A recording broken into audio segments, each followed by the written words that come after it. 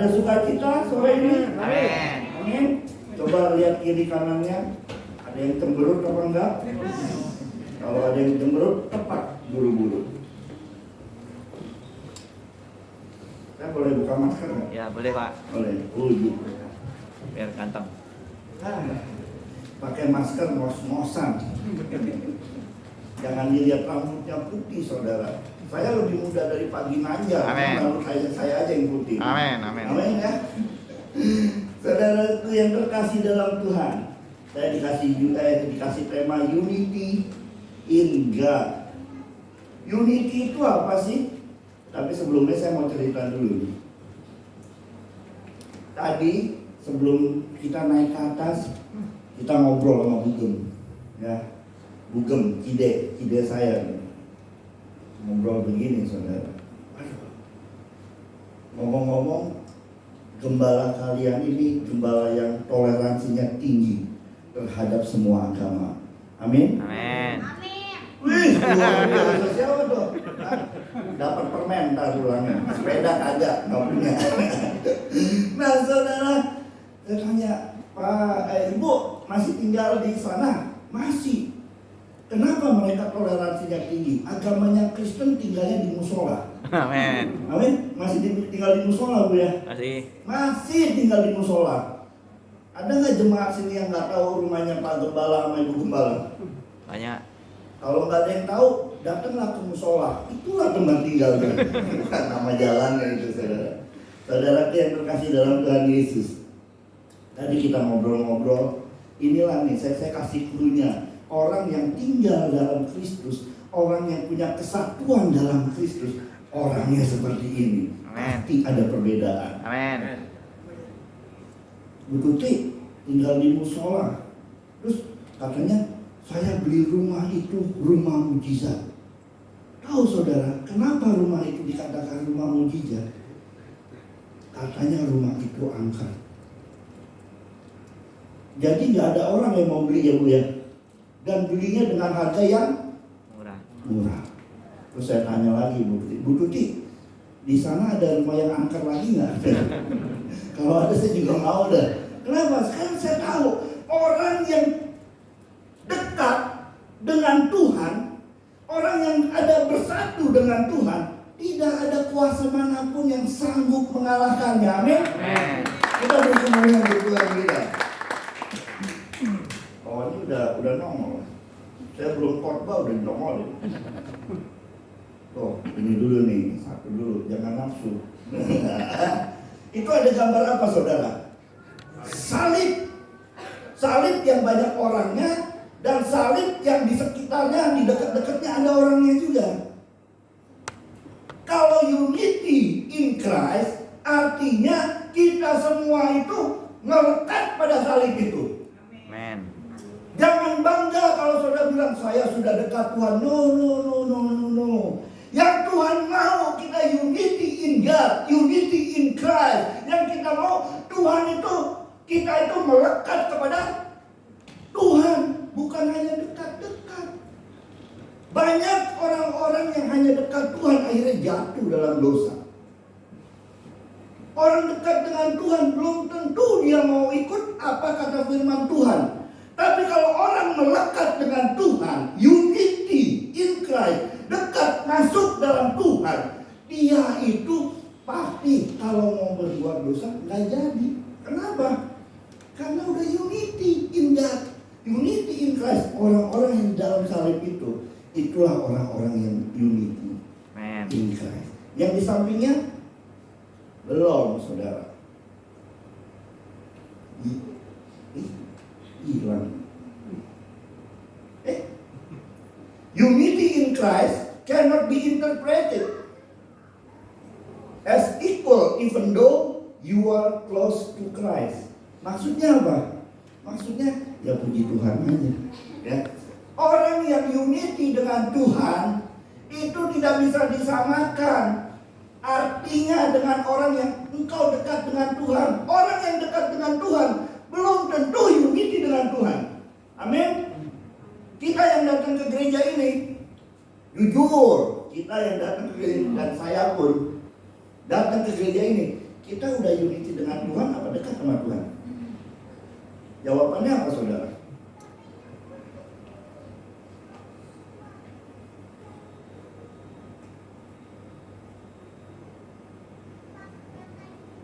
Oke.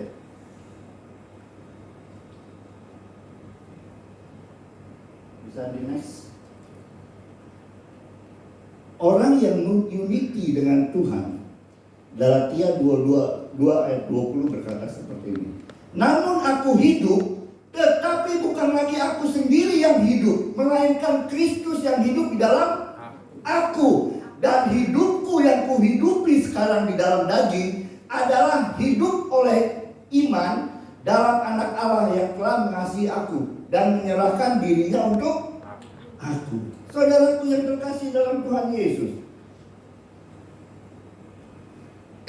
kesatuan di dalam Kristus itu bukan kita dekat dengan Kristus, melainkan hidup kita yang kita hidupi adalah hidup karena Kristus. Beda ya, beda.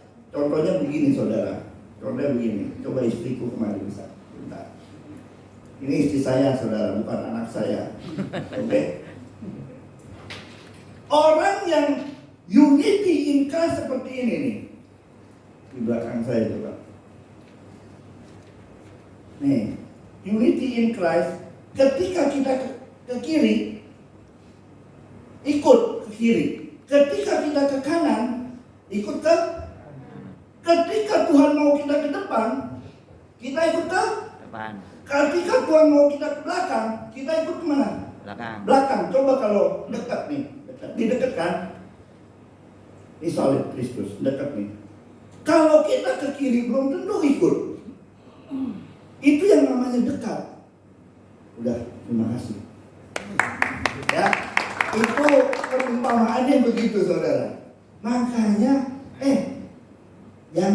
jangan dikira belakangan ini saya banyak menemukan, saya depan sini lebih enak nih Pak, adem. Belakangan ini, saudara, orang yang unity in Christ itu apakah orang yang di mimbar? Apakah orang yang melayani musik? Apakah orang yang berkhotbah? Apakah jemaat yang sedang duduk? Siapakah yang unity in Christ? Yang di depan belum tentu unity in Christ. Yang di main musik belum tentu unity in Christ. Yang WL singer, yang main tamborin belum tentu unity in Christ. Yang jemaat belum tentu unity in Christ. Jadi yang unity in Christ yang mana? Itu akan kelihatan nanti. Orang yang unity in Christ, hidupnya itu pasti sesuai dengan firman Tuhan. Tapi kalau orang yang dekat dengan Tuhan bisa aja khotbah bisa, bawa firman bisa, mimpin pujian bisa, main musik bisa, tamborin bisa, melakukan dosa aja. Ada cerita begini, saudara.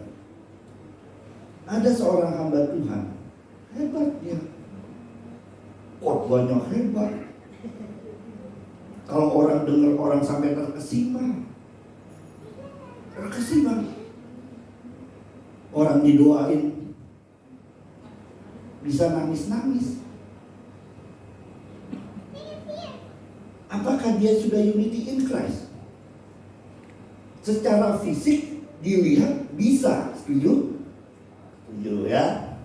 Tapi kalau kita tanya nih, hidup dan latar belakang di belakang mimbar, kehidupan di luar mimbarnya, itu orang katanya khotbah sih jago, suka nipu. Khotbah sih jago, galak sama bininya. Saya panggilan dia emang enggak, saya tahu. Sweet, sama Bu Tuti dia sweet ya. Sama yang lain nggak boleh sweet Pak, sejajar ya. Tapi ada jemaat yang diem aja. Kalau kita tanya nih, oh dia mujinya buat Tuhan luar biasa, dengerin firman Tuhan. Kita tanya orang terdekatnya, gimana tuh suamimu? Oh dia luar biasa, sabar, penyayang, ikutin setiap firman Tuhan. Saudara, manakah yang unity in Christ?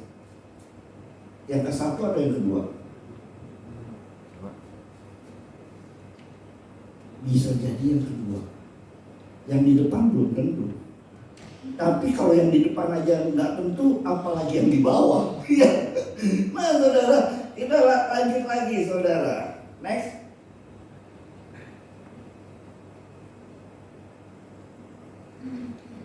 Unity in Christ. Unity in Christ. Next. Kata unity dalam bahasa Yunani memiliki arti kesatuan atau kesehatian. Tunggu dulu dong.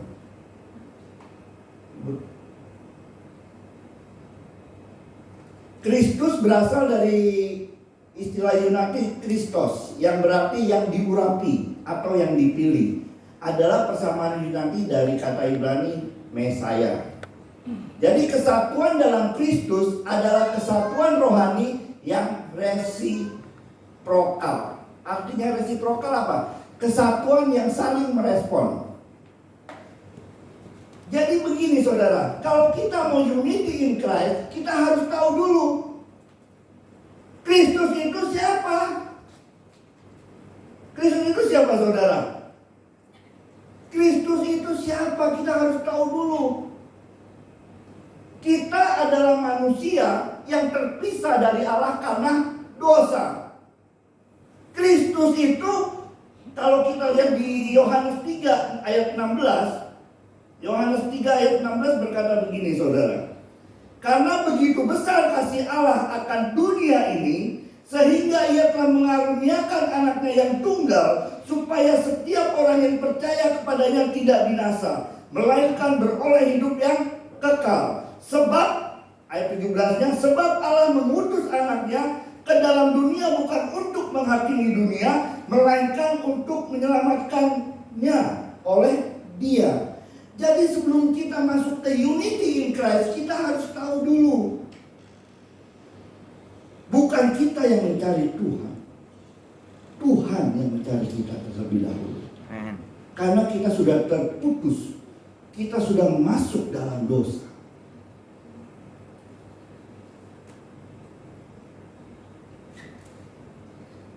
Jadi misinya Tuhan datang ke dunia ini untuk menebus dosa kita semua. Nah sekarang bagaimana kita meresponnya? Gak bisa ditawar-tawar lagi.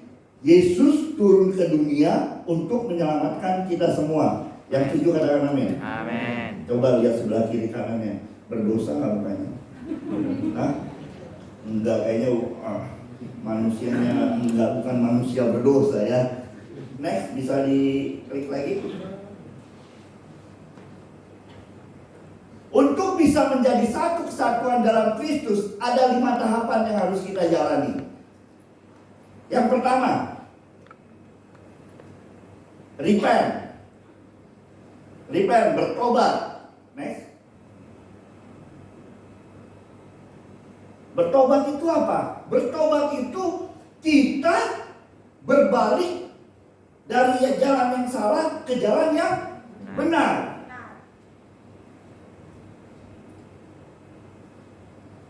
Yohanes 14 ayat 6 berkata, kata Yesus kepadanya, akulah jalan dan kebenaran dan hidup. Tidak ada seorang pun yang datang kepada Bapa kalau tidak melalui aku. Artinya apa saudara?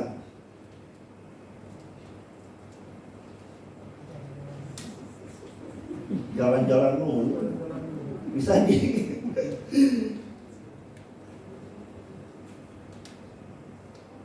bertobat ya. Jangan lari. Efesus 2 ayat 13. Tetapi sekarang di dalam Kristus Yesus, kamu yang dahulu jauh sudah menjadi dekat oleh darah Kristus. Saudaraku yang terkasih dalam Tuhan Yesus, pertobatan itu apa? Bertobat itu begini. Kita yang tadinya tidak baik menjadi baik. Pertobatan itu bisa dilihat dari perubahan emosi. Yuk kita lihat dulu deh di Efesus 4 ayat 1 sampai 6. Saya bacakan aja. Sebab itu aku menasihatkan kamu, aku orang yang dipenjarakan karena Tuhan, supaya hidupmu sebagai orang yang telah dipanggil berpadanan dengan panggilan itu. Hendaklah kamu selalu rendah hati, lemah lembut, dan sabar. Tunjukkanlah kasihmu dalam hal saling membantu, dan berusahalah memelihara kesatuan roh oleh ikatan damai sejahtera. Satu tubuh, satu roh, sebagaimana kamu telah dipanggil kepada satu pengharapan yang terkandung dalam panggilanmu. Satu Tuhan, satu iman, satu baptisan, satu Allah dan Bapa dari semua, Allah yang di atas semua, dan oleh semua dan di dalam semua. Saudaraku yang terkasih dalam Tuhan Yesus, pertobatan itu bisa terjadi ketika kita berbalik dan percaya kepada Tuhan Yesus. Bertobat itu perubahan pikiran, dari pikiran positif menjadi pikiran yang lebih positif. Maksudnya pikiran yang negatif menjadi yang positif. Amin. Amin. Amin. Galatia 3 ayat 28 berkata seperti ini. Dalam hal ini tidak ada orang Yahudi atau orang Yunani, tidak ada hamba atau orang merdeka, tidak ada laki-laki atau perempuan, karena kamu semua adalah satu di dalam Kristus Yesus. Ketika kita bertobat, ada perubahan pikiran. Kita tidak membeda-bedakan. Saudara yang masih membeda-bedakan, bertobatlah. Haleluya. Amin. Amin. Yang kedua, perubahan emosi. Sabar. Yang tadinya emosian jadi sabar. Ketiga, perubahan kehendak. Yang tadinya sombong jadi rendah hati. Yang keempat, perubahan perbuatan. Perubahannya gimana? Yang tadinya orang tuh biasanya nggak bisa ngampuni, dia akhirnya bisa ngampuni. Itu yang namanya pertobatan, sama seperti Paulus. Sebelum Paulus bertobat, dia adalah Saulus. Dia adalah orang Farisi yang menganiaya pengikut-pengikut Kristus. Kalau bisa dibunuh, Stefanus dibunuh siapa? Saulus, Paulus. Tapi ketika dia bertobat, perubahan terjadi, sehingga dia bisa berkata seperti ini. Walaupun dia di penjara, hendaklah kamu rendah hati, lemah lembut, sabar, tunjukkan kasihmu dalam hal saling membantu, berusahalah melihat kesatuan roh dan ikatan damai sejahtera, dan bla bla bla bla bla. Yang kedua, saudara,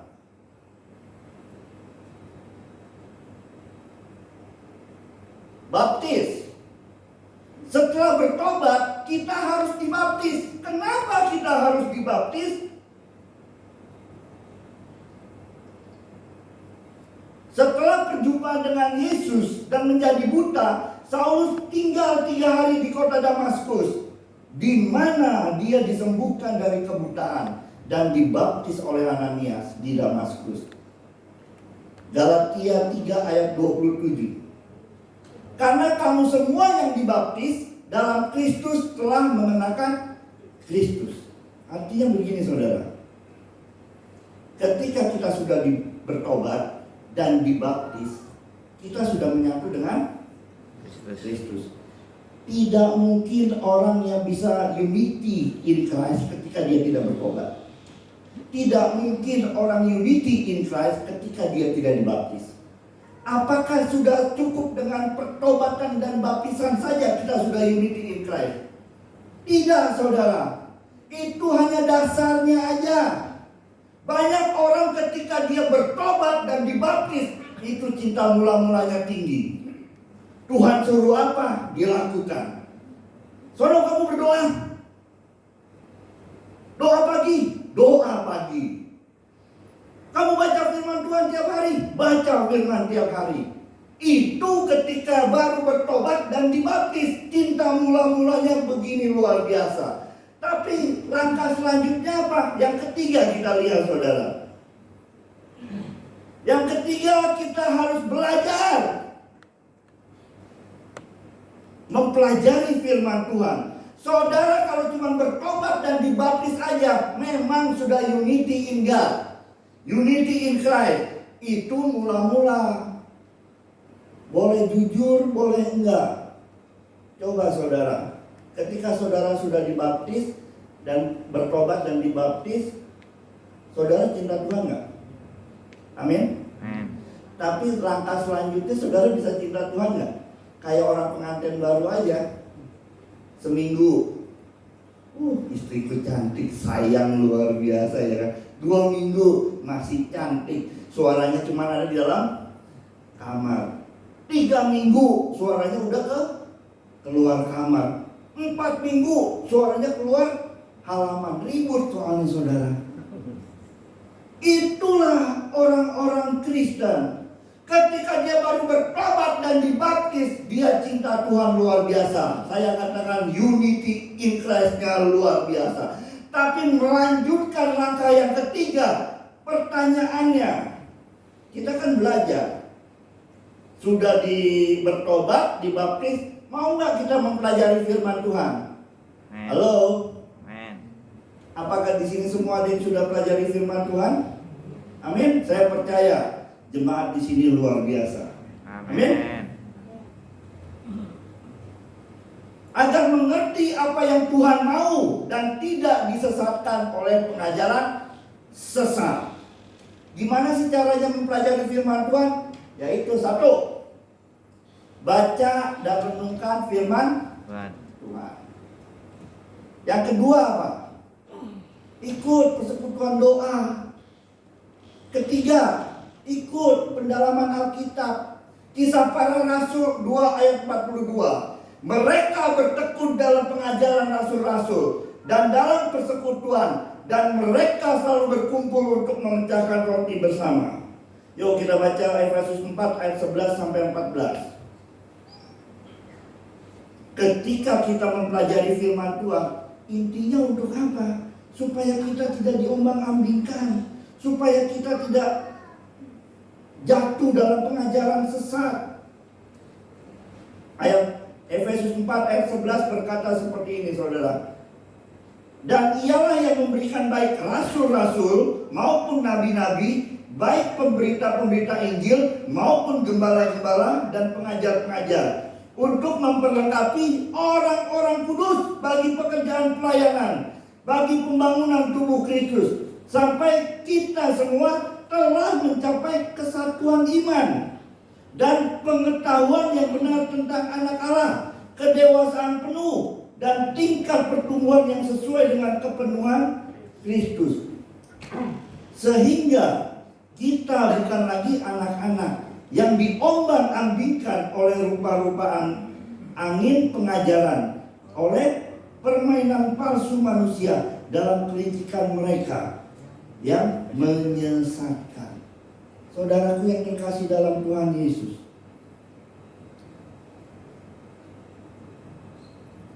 ketika kita mempelajari firman Tuhan, suka atau nggak suka, setuju atau nggak setuju,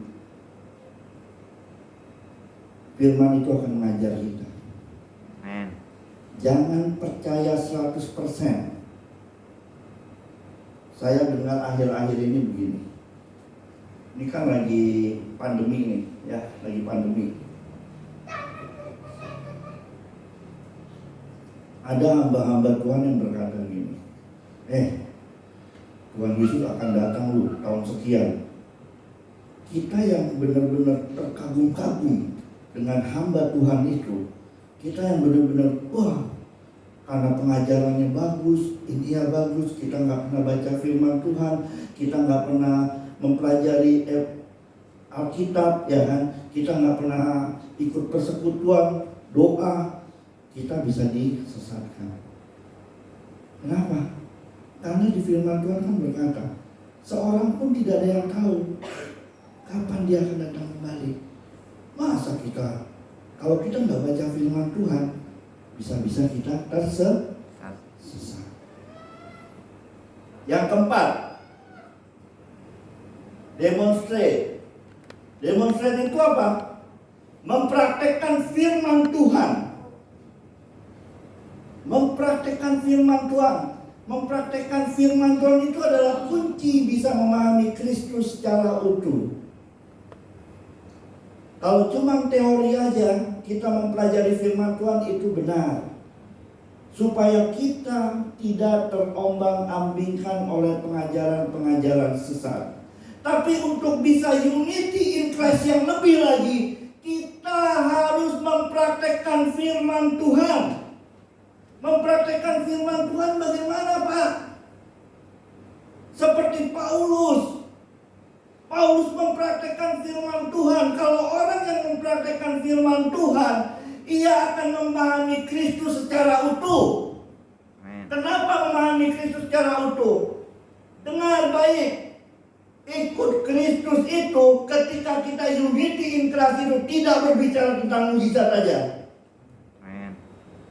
Tidak bicara tentang berkat aja. Tapi bicara tentang salib juga. Kalau kita sudah unity in Christ, kita akan bisa berkata seperti Paulus berkata. Paulus berkata seperti ini di Filipi 4 ayat 12. Aku tahu apa itu kekurangan dan aku tahu apa itu kelimpahan dalam segala hal dan dalam segala perkara. Tidak ada sesuatu yang merupakan rahasia bagiku. Amin. Baik dalam hal kenyang maupun dalam hal kelaparan, baik dalam hal kelimpahan maupun dalam hal kekurangan. Saudaraku yang terkasih dalam Tuhan Yesus, kalau kita mempraktekkan firman Tuhan, kita nggak bakalan ngandalin manusia. Kalau kita mempraktekkan firman Tuhan, kita nggak bakalan mengharapkan sesuatu dari seseorang. Dengar baik saudara, Paulus mengajar kita begini. Ikut Tuhan itu, engkau bisa aja kelebihan, bisa aja diberkati. Ikut Tuhan pun, engkau bisa aja kekurangan. Tapi bukan karena kekurangan atau kelebihannya. Apakah engkau tetap ikut Tuhan dan mempraktekkan firman Tuhan ketika engkau sedang di atas atau sedang di bawah? Amin. Saya belajar banyak hal tentang ini. Saya dan istri, saya cerita sedikit saudara. Saya sama istri pernah ngalami apa yang namanya tuh, ya enak lah ya kan. Kami dulu tinggal di Amerika dari tahun 2000 ya. 2000 sampai tahun 2008. Di sana kami udah enak. Udah enak lah. Tapi tiba-tiba Tuhan suruh pulang. Ketika kita unity in Christ, apa yang harus kita lakukan? Ketika kita berdoa, Tuhan suruh kita pulang, kita dapat ayat dari Yunus. Yunus yang diutus kemana? Niniwe. Diutus ke mana? Niniwe. Kita pakai Tarsis nih. Filmnya Tarsis. Berangkatnya kemana dia? Tarsis. Maunya yang enak-enak aja kan? Dulu kita udah enak di sana. Udah enak, waduh, udah bakal enak deh gini ya. Udah punya rumah, saudara. Tapi ketika kita unity in Christ, kita bersatu dengan Tuhan, Tuhan suruh kita pulang. Kita ikut nggak? Ikut. Kalau nggak ikut mah nggak ketemu Pagi Nanjar di sini ya kan, nggak ketemu Cide di sini. Saudara, ketika kita ikut, kita mengalami apa yang namanya kekurangan, saudara. Yang namanya kekurangan. Kalau sekarang jemaat saya ada yang satu motor naik ber-5 orang, satu motor 5 orang. Anak 1, 2, emaknya anak 1, 2, 3, 4, emaknya di tengah 5 orang. Kita pun pernah mengalami itu. Satu motor 5 orang. Ya Tuhan, ikut engkau kok begini amat Tuhan. Saudaraku yang terkasih dalam Tuhan Yesus, susah. Hidup kita nggak enak, benar-benar nggak enak. Melayani Tuhan kok jadi nggak enak, disuruh Tuhan pulang kok jadi nggak enak. Tapi ketika kita unity in Christ, kita akan tahu dan kita akan mengerti Tuhan secara utuh. Amin. Ngikut Tuhan itu nggak hanya engkau diberkati. Ketika engkau sedang jatuh, tetap nggak ikut Tuhan. Tetap setia nggak sama Tuhan? Tetap mengikuti perintah Tuhan nggak? Saudaraku yang terkasih dalam Tuhan Yesus,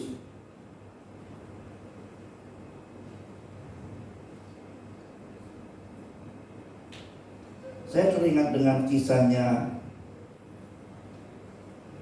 Sadrak, Mesak, dan Abednego dan Daniel. Ketika dia ikut Tuhan, dia pernah mengalami hal-hal yang tidak mengenakan. Disuruh nyembah patung, dia nggak nyembah patung, akhirnya dimasukin ke perapian. Disuruh nggak boleh menyembah, minta kepada Tuhan, lalu minta kepada raja. Daniel tidak mau, dia tetap datang kepada Allah, berdoa kepada Allah. Akhirnya apa? Dimasukkan gua singa. Saudara, kalau kita mempraktekkan firman Tuhan, kita akan melihat Tuhan secara utuh. Enggak yang enak-enak aja. Kadang yang enggak enak pun kita harus jalani. Amin. Amin. Mau menjalani yang enggak enak? Amin. Pada sedikit kalau jalanin yang enak. Mau jalanin yang enggak enak? Amin. Mau dapat mujizat? Amin. Orang yang dapat mujizat apa dong? Orang yang dapat mujizat itu biasanya dia udah mentok kiri kanan dan gak ada pengharapan. Baru dapat mujizat kalau dia benar-benar bersandar penuh kepada Tuhan.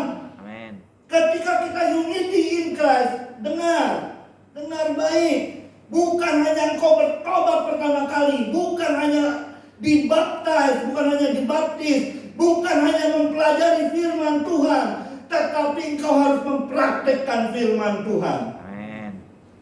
Setuju nggak setuju? Engkau harus jalani itu. Dan yang terakhir, ini saudara, kesetiaan.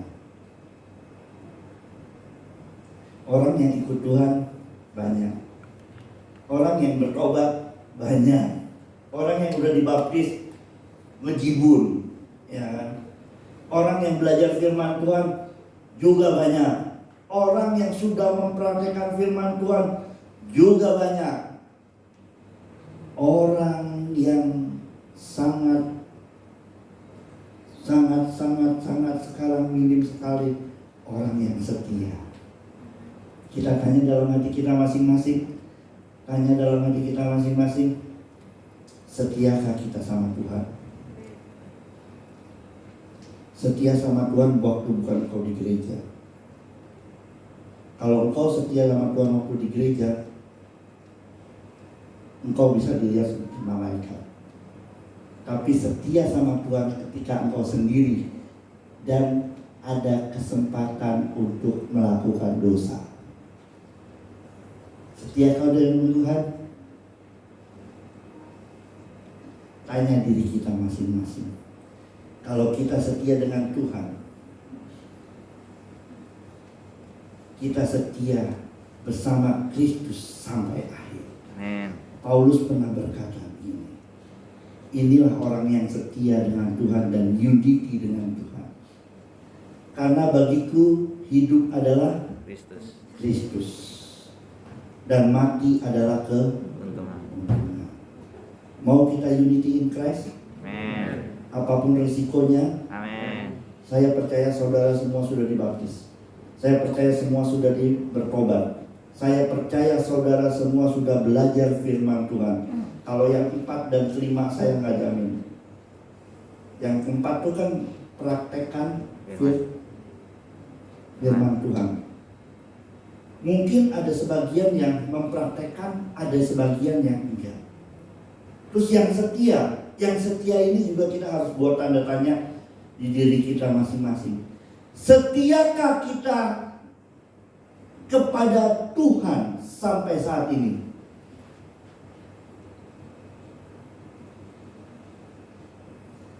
Kenapa sih kita harus unity in Christ, saudara? Tadi kan kita udah belajar bersama tuh. Unity apa sih? Unity in Christ itu? Unity in Christ kan kesatuan yang saling merespon. Kesatuan yang saling merespon begini, saudara.